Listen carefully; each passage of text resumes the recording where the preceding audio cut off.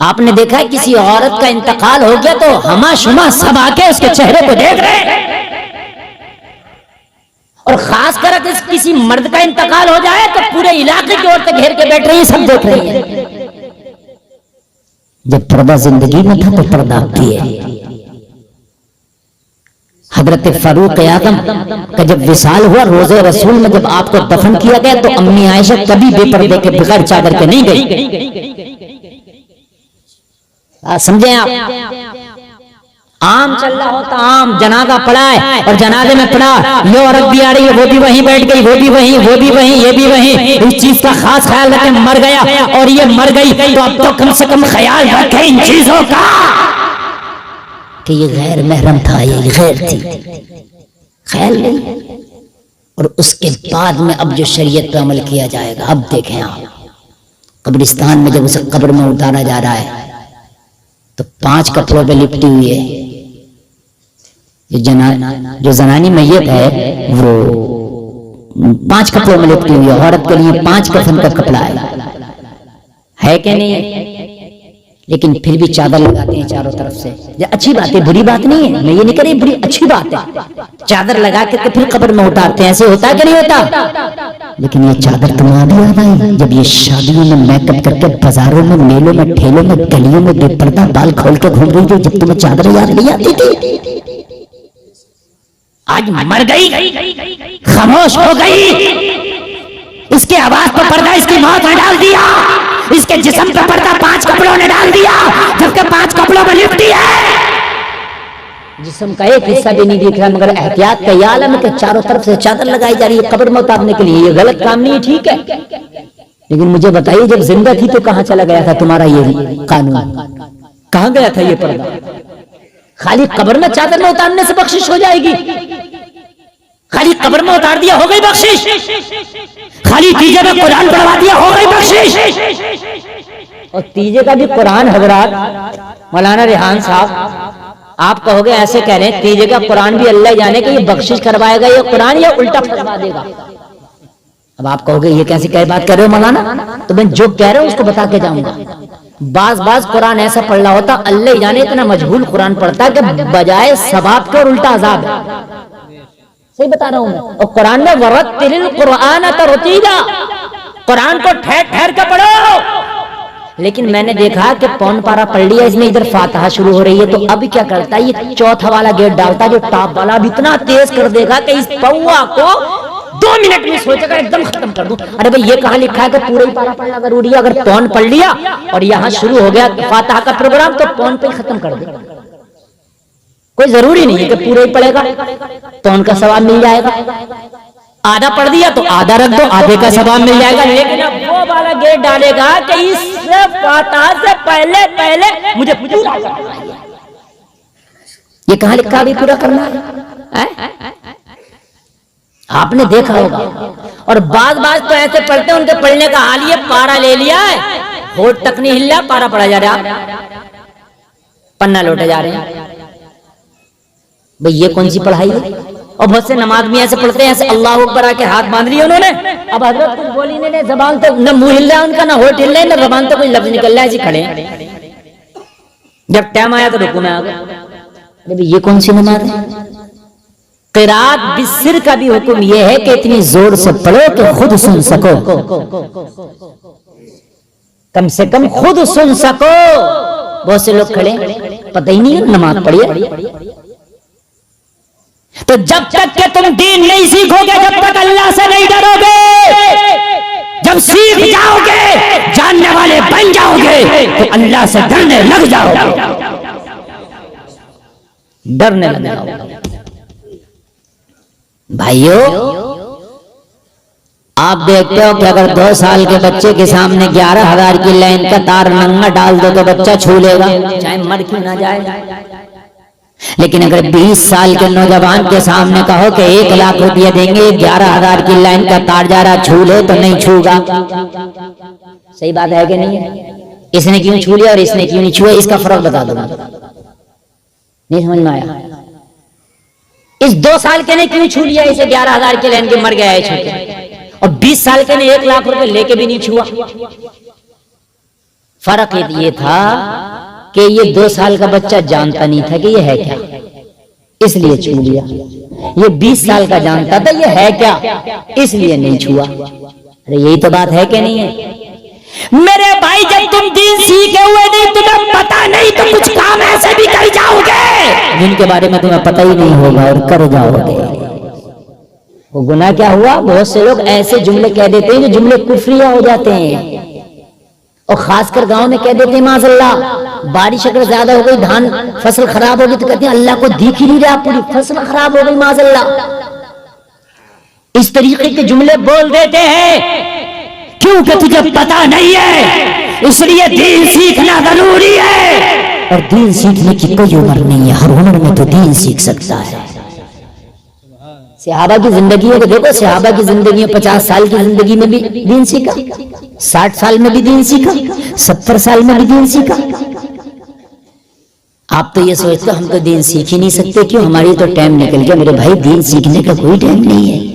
अब तो मौलाना बहुत है, अब तो आलिम बहुत है, किसी से फोन पर भी सीख सकते हो, बराह रास्त भी सीख सकते हो। दीन सीखने के लिए मेरे भाई आगे बढ़ो, आगे बढ़ो। बात आदमी 70 साल का होकर मर गया, नमाज याद ना हो सकी, 70-50 साल का होकर मर गया, वजू का तरीका याद ना हो सका। और जलसे में आने वालों मैदान महशर में ये नहीं कह सकते कि या अल्लाह हमें मालूम नहीं था इसलिए सही से हम नहीं कर पाए। नहीं, सदा के मुस्तहिक हो गए, वो तुम्हें पता नहीं था, ये तुम्हारी खता है। अल्लाह ने सारे हालात तुम्हारे लिए रखे हैं, अल्लाह ने उलमा को रखा, हाफिज़ कारियों को रखा, अल्लाह ने सिखाने वालों की कमी नहीं की है। ये तुम्हारी जिम्मेदारी है कि सीखना कैसे है, जानकारी हासिल करना कैसे, ये जिम्मेदारी आपकी है। दीन सीखो, कैसे भी सीखो, ये आपकी जिम्मेदारी है। आप लड़ तो जाते हो मौलवियों से, जरा सी बात पर लड़ा ना करो यार, दीन सीखा करो। जो तुम्हारे काम की चीजें वो सीखा करो। मरने के बाद ना, मरने के बाद कितने भी तुम फिर तुम्हारे लिए इंतजाम हो जाए, कुछ नहीं है। और मेरे भाई कान खोल करके सुन, मैन हिसाब तेरे मरने के बाद का नहीं होगा, तेरे मरने के पहले का होगा। मेरा जुमला याद रखना, मरने के बाद का हिसाब नहीं होगा। कि बताओ कितनी तरह के फलों पे फातहा कराई थी इसकी। फातहा तो एक फल पे भी करा दो, जब भी हो जाएगी, फल ना हो तब भी हो जाएगी। फातहा के लिए फल जरूरी नहीं है, बिरयानी जरूरी नहीं है। फातहा इस साले सवाब के लिए करते हो गई, चलो रख लिया तो कोई बात नहीं, शरीरी बन गई। ये पूछा जाएगा कि ये बता जिंदगी में कमाया कैसे था और उसे खाया कैसे था, ये बता, ये पूछा जाएगा।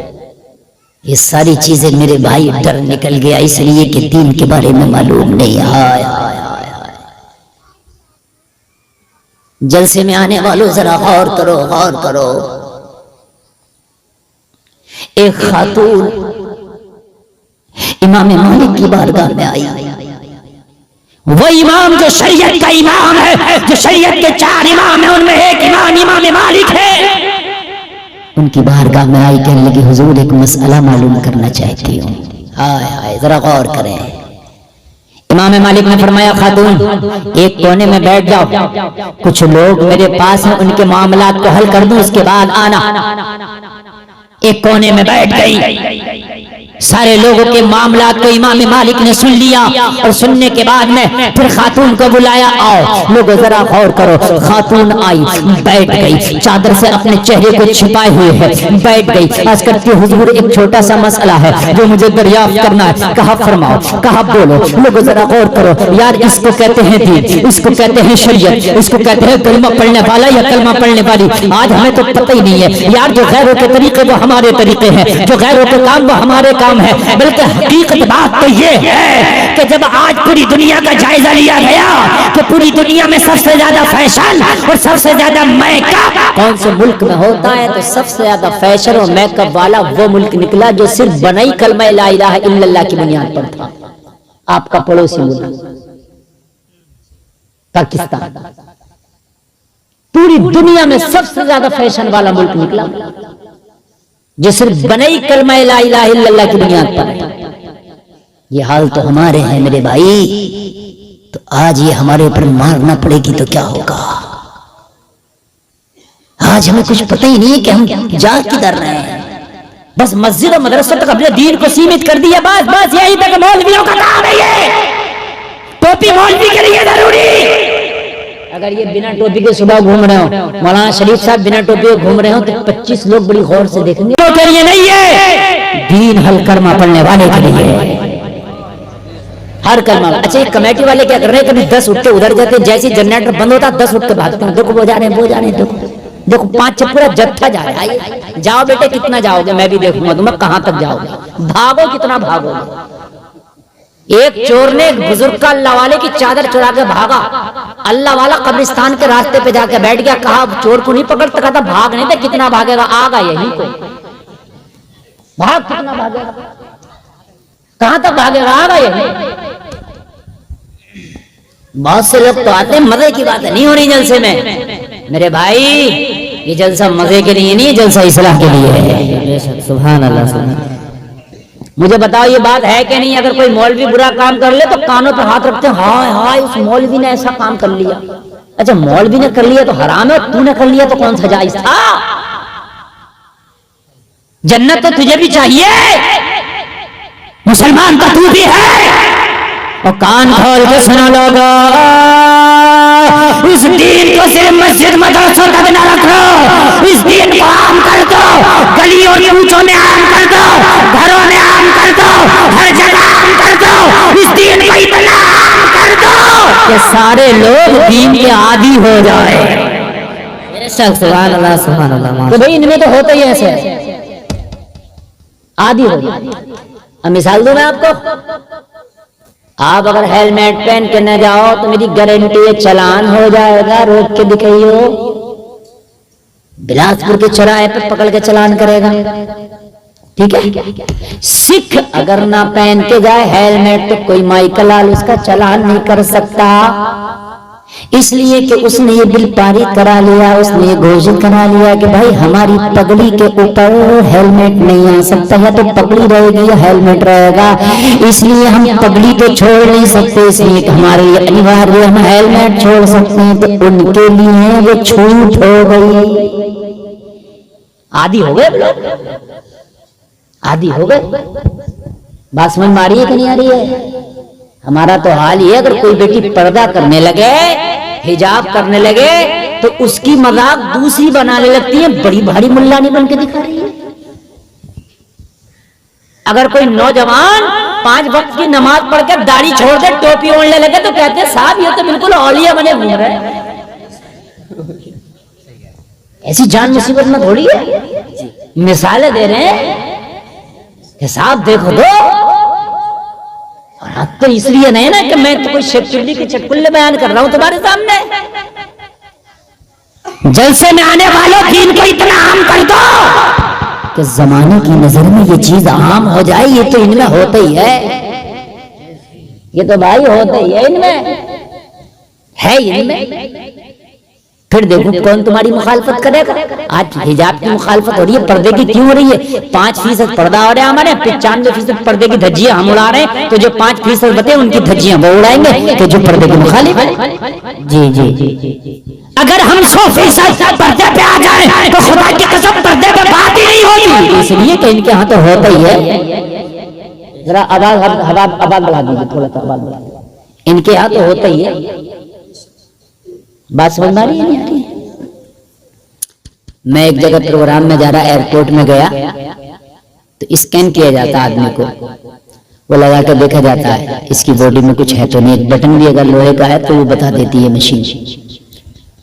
मेरे आगे एक सरदार गया, इतनी बड़ी पगड़ी बांधे हुआ था, ऐसी लगाई मशीन, ऊपर से उसे अंदर भेज दी। मेरी एक जरा सी टोपी लगी थी, ऐसी टोपी, ये ऐसी टोपी होती है, ऐसी का टोपी उतारो, टोपी उतारो, उतार के मशीन लगाई जाएगी, टोपी दिखाओ। मैंने कहा यार अभी मेरे सामने जो गया, मेरे आगे जो गया, उसकी इतनी बड़ी पगड़ी है, अगर छिपाने की बात है तो टोपी में इतना नहीं छिपेगा मटेरियल जितना इसमें छिप जाएगा, पगड़ी क्यों नहीं उतारवाया? तो उसने जवाब दिया मौलाना उसका कोई उतारता नहीं, इसलिए हम भी नहीं उतार सकते। तुम्हारी पहनते कितने हैं, कितनी पहनते हो टोपी? मैंने कहा हम पहनते हैं। तुम्हारे पहनने से क्या हो रहा है? परसेंटेज बताओ तुम्हारी कितनी है टोपी पहनने की? तुम जब खुद उतार देते हो तो हम करवा रहे हैं, तो क्या परेशानी है? वो तो उतारते ही नहीं। आदी बना दिया उन्होंने लोगों को, आदी। तुमने आदि नहीं बनाया, तुम तो अपने आप को छिपा रहे हो। मुसलमान टैटू बनवा के, मुसलमान नौजवान हैं हाथों में तागे पहन रहे हैं, हाथों में तागे ऐसे बन के दिखा रहे हैं मुसलमान की, उनको देखने में लगते ही नहीं कि ये मुसलमान है या गैर मुसलमान है। नौजवानों की ऐसी शक्लें सूरत बनी पड़ी है। लोगों अपने दीन को सीखो, ये दीन सच्चा है इसलिए अभी तक बाकी और जिंदा है, वरना दीन को जितना हमने अपने घरों से निकाल दिया, दीन से जितना हम दूर हो गए, अल्लाह की कसम दुनिया से मिट जाता है, लेकिन ये इसकी हक्कानियत तो सच्चाई है जब तक जिंदा है, बेशक सुभान अल्लाह, वरना मिट जाता है, खुदा की कसम दीन मिट जाता है। हर आदमी देखो अपने दीन की प्रचार कर रहा, अपने मजहब का हर आदमी। यार कुछ लोगों के मजहब में तो नंगा रहना, उन्हें नंगा रहने में शर्म नहीं हो, नंगे शर्म ही नहीं हो रहा। तुम्हें टोपी ओढ़ने में शर्म है, तुम्हें दाढ़ी लगाने में शर्म है, तुम्हें हिजाब करने में शर्म है, उन्हें अपने दीन में शर्म नहीं है, वो नंगे घूम रहे, नंगे, शर्म ही नहीं हो। मैं किसी के दीन के लिए मुखालफत कर रहा हूं ना, मैं तौहीन कर रहा हूं, मैं एक बात बता रहा हूं, और हम किसी की मुखालफत कर भी नहीं सकते। लेकिन भाई मैं ये तो कह सकता हूं, ये मेरा हक है कि जब जो दीन दे रहा है तेरे दीन पे कौन अमल करेगा, अपने पे तू ही तो अमल करेगा। और जब तुम अमल करोगे तो हो सकता है कोई तेरे दीन को देख के, तेरे तरीकों को देख के और तुझसे मुतासिर हो जाए, और मुतासिर होने के बाद में तारीफ करना तो दूर की बात, हो सकता है तेरे ही दीन को अपना ले, हो सकता भाई तुमसे मुतासिर हो जाए। लेकिन मुतासिर कब होगा? जब होगा ना जब तुम दीनदार होगे। अरे भाई तभी तो होगा ना। अच्छा एक बात बताइए, आप एक बात बताइए, मैं भाई सुबह से एक टाइम की नमाज ना पढ़ूं मादल्ला, ठीक है, मैं एक टाइम की नमाज ना पढ़ूं और एक टाइम की नमाज ना पढ़ने के बाद मैं बुरे काम भी करना शुरू कर दूं, फिर मैं तकलीफ करूं, कौन मानेगा मेरी बात? तो मौलाना यार तेरा तो अमल खुद ऐसा है कि तेरे अमल पे हमें शर्म आती है और उसके बाद में तू हमें बातें बता रहा है, क्यों मानोगे तुम मेरी बात? और मेरे भाई आज तुम दुनिया को कह रहे हो कि दुनिया सता रही है, अरे तू अपने अमल को अच्छे कर ले, हो सकता दुनिया तुझसे मुतासिर हो जाए और मुतासिर होकर तेरा दीन कबूल करने में मजबूर हो जाए। बेशक सुभान अल्लाह, सुभान माशाअल्लाह। अरे भाई सब खड़े होकर खाना खा रहे हैं, तुम भी खड़े होकर खाना खा रहे हो। आज एक बात सुनना बड़े प्यार से, आज मैं तकरीर नहीं बल्कि ट्यूशन की क्लास चल रही है मेरी, सुन लें आप, तकरीर नहीं आज ट्यूशन की क्लास सुन लें आप मेरी। भाई एक बात बताइए, जब एक चीज मार्केट में आई नहीं तो हमें पता क्या ये अच्छी है बुरी है? बात समझे आप भाई? अरे मेरा मोबाइल का लगा है, ये मेरा मोबाइल है ओप्पो का, ये मार्केट में ही नहीं आता तो क्या पता चलता ये बुरा है अच्छा है? अब ये मार्केट में आया, इसे इस्तेमाल किया तो इसकी बुराइयों का भी पता चल गया, इसकी खूबियों का भी।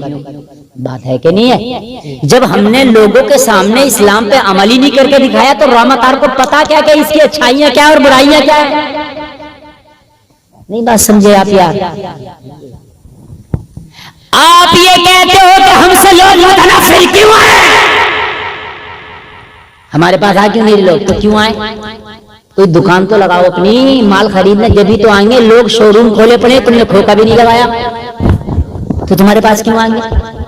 भाई सब खड़े होकर खाना खा रहे हैं, तुम भी खड़े होकर खाना खा रहे हो, सब झूठ बोल रहे हैं, तुम भी झूठ बोल रहे हो, सब शराबे पी रहे हैं, तुम भी शराब पी रहे हो, जो बुराइयां और कर रहे हैं वो तुम भी कर रहे हैं, तो पता कैसे चले कि तुम में अच्छाइयां क्या है?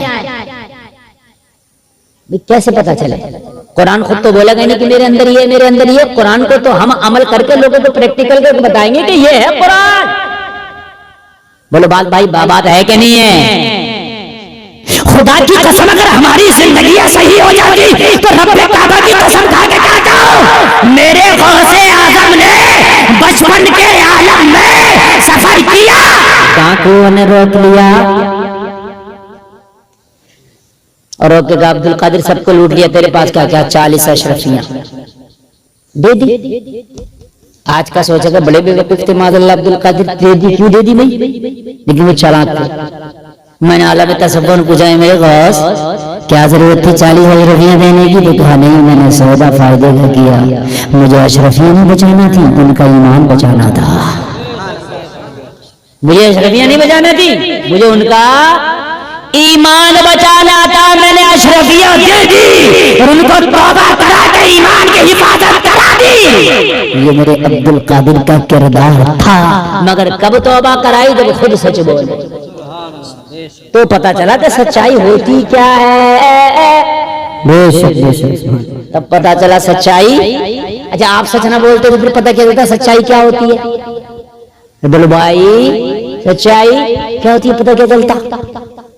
जब खुद सच बोले तो पता चला सच्चाई यार इस्लाम में। तो यही मदद अच्छा है, यही ठीक है, इसी पे अमल करो, उसी को कबूल करो। अरे खुदा की कसम, तुम्हारे बच्चों को देख के दुनिया ने सीख हासिल की थी। आओ मैं तुम्हें बताऊं, हजरत हबीब अजमी कल्ला वाले, इनकी बारगाह में एक शख्स आया जो बहुत बड़ा गुनाहगार था। कोई गुनाह छोड़ा नहीं था जो कर न लिया था। अर्ज करने लगा, हुजूर, हबीब अजमी की बारगाह में बैठा और बैठ कर रोते रोते अर्ज करने लगा, हुजूर मैं कुछ कहना चाहता हूं, अगर आप इजाजत दें। हबीब अजमी फरमाते हैं, बोल, क्या कहना चाहता है? कहने लगा, हुजूर मेरी जिंदगी गुनाहों की दलदल में फंसी थी, कोई गुनाह था नहीं जो मैंने छोड़ा हो, मैंने हर गुनाह कर लिया था। हबीब अजमी ने फरमाया, फिर क्यों आया है? हर गुनाह कर लिया था। तो कहने लगा, हुजूर क्या बताऊं, गुनाह तो सब कर लिया था, मगर मुझे एक 12 साल का दीनदार बच्चा क्या मिला, उसकी जिंदगी को देख के मेरी जिंदगी पलट गई, उसे देख के मेरी जिंदगी संवर गई। अरे आइडियल बनने के लिए भी तो कोई होना चाहिए। जब हम दुनिया और जमाने के सामने आइडियल बनेंगे ही नहीं तो जमाना समझेगा कैसे कि इस्लाम है क्या? तू बताना पड़ेगा ना इस्लाम क्या है यार। बात है कि नहीं, बताना पड़ेगा। अब हमने बताया नहीं किसी को भी, हमने तो मौलवी में छोड़ दिया, इनका काम है ये बताए। तो ये बेचारे कहां बताएंगे? मस्जिदों में बताएंगे, मदरसों में, जलसों में बताएंगे, और ये कहां बताएंगे? तेरा अमल बताता पूरी दुनिया को इस्लाम क्या है। तेरा अमल के इस्लाम क्या है? जब तेरा अमल बताता तो पूरी दुनिया कहती अभी दिल्ली के अंदर एक ऑटो चलाने वाले के ऑटो में एक अंग्रेज खातून का बटुआ वॉलेट छूट गया जिसके अंदर हजारों डॉलर थे, लेकिन नमाजी था, नेक था, वो चली गई। इस ऑटो चलाने वाले ने इसको फिर से ढूंढा, इस अंग्रेजन को फिर से ढूंढा और ढूंढने के बाद में कहा, तेरा वॉलेट मुझे मिल गया था, मेरे इसमें रह गया था, लिहाजा इसको तू संभाल। ये इसमें तो हजारों डॉलर मेरा काम हो जाता। कहने लगा, मैडम मेरा काम तो हो जाता, लेकिन मेरा मजहब बदनाम हो जाता। मेरे मजहब में नहीं है, मेरे मजहब में नहीं है। मैं किसी का एक सिक्का भी बगैर इजाजत नहीं ले सकता, मेरा मजहब इसकी इजाजत नहीं देता। उसने कहा था मजहब इस्लाम सबसे बेस्ट मजहब है, अगर पूरी दुनिया का कोई लाजवाब मजहब है तो वो मजहब इस्लाम है। बेशक, सुभान अल्लाह। गोरी ने ये बयान दिया जो इस्लाम के मुखालिफ वो कह रहे थे। कब कह रहे थे? जब उसने दिखाया कि इस्लाम ये, तब न कह रहे थे।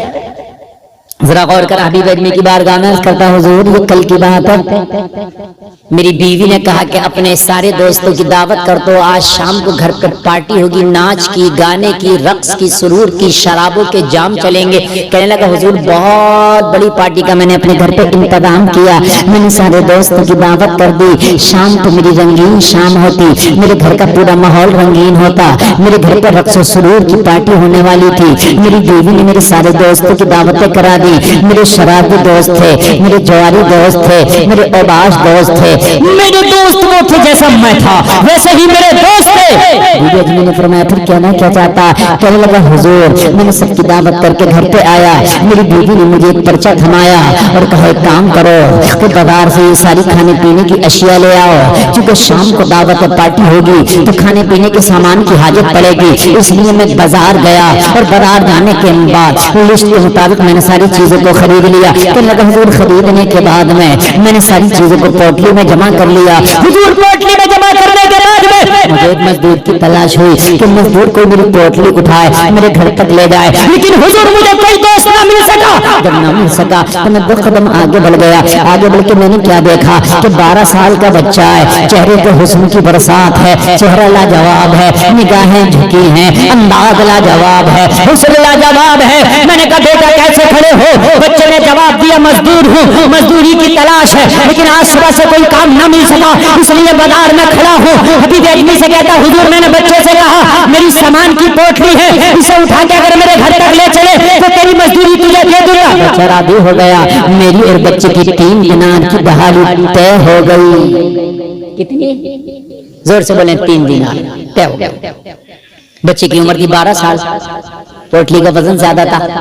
मैंने बच्चे के सर पर पोटली दिखाई तो बच्चे के कदम डगमगाने लगे, इसलिए कि 12 साल के बच्चे पे आप ज्यादा वजन तो नहीं रख सकते ना। लेकिन कहने लगा हुजूर मैं तो बहुत जालिम आदमी था, मुझे बच्चे के ऊपर तरस ना आया, रहम ना आया। मैंने कहा जल्दी लेके चल। बच्चा कांपने लगा, बच्चे का सांस फूलने लगा, बच्चे के पसीने में कपड़े भीग के, लेकिन हुजूर मुझे तरस नहीं आया। मैंने 3 दिनार के बदले बच्चे पे जुल्म करना शुरू कर दिया। बच्चे के सर पे मैंने पोटली रख के वजन ना देखा।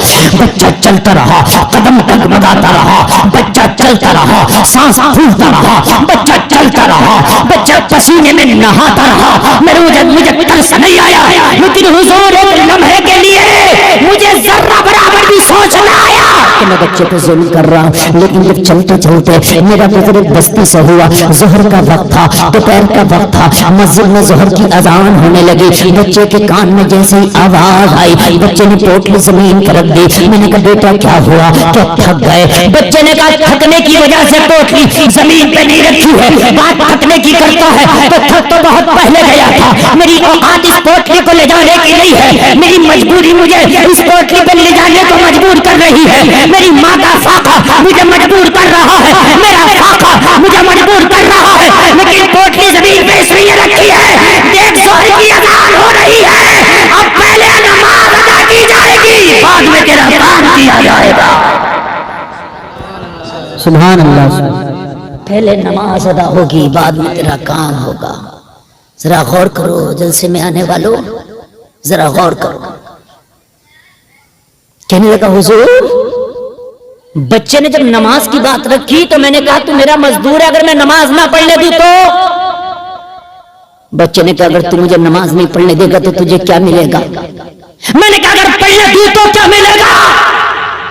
बच्चे ने कहा 3 दिनार की मजदूरी तय हुई है, मुझे 1 दिनार कम दे देना मगर नमाज की इजाजत दे दे। हाय हाय हाय यार, जब तुम मजहब पे अमल करके दिखाओगे तब ना पता चलेगा मजहब क्या है। मैंने बच्चे से कहा बेटा अगर मैंने 1 दिनार कम कर लिया, तुम्हारी माँ शाम को पूछेगी रोजाना 3 दिनार लाते थे, आज 1 कम क्यों है? तो जवाब क्या दोगे? तो बच्चे ने कहा मेरी माँ मजदूरी का हिसाब बाद में लेती है, एक हिसाब और है जो मुझसे पहले लेती है। हबीब आजमी ने कहा वो कौन सा हिसाब है? तो कहा बच्चे ने जवाब दिया जब मैं शाम को जाके माँ की हाथ में मजदूरी की रकम देता हूँ तो मेरी माँ कहती है ये रकम बाद में देना, पहले नमाजों का हिसाब दे। जोहर कहाँ पढ़ के आया है, असर कहाँ पढ़ के आया है, मगरिब कहाँ पढ़ के आया है? अगर मेरी एक नमाज भी छूट जाए तो मेरी माँ मेरी मजदूरी का पैसा कबूल नहीं करती। मेरी माँ कहती है जो पैसा जो रकम जो दिरहम और दीनार नमाज छोड़ के नमाया गया है मैं उसे अपने इस्तेमाल में नहीं लाऊंगी। फाके से सो सकती हूँ मगर इनका इस्तेमाल नहीं। बेशक सुभान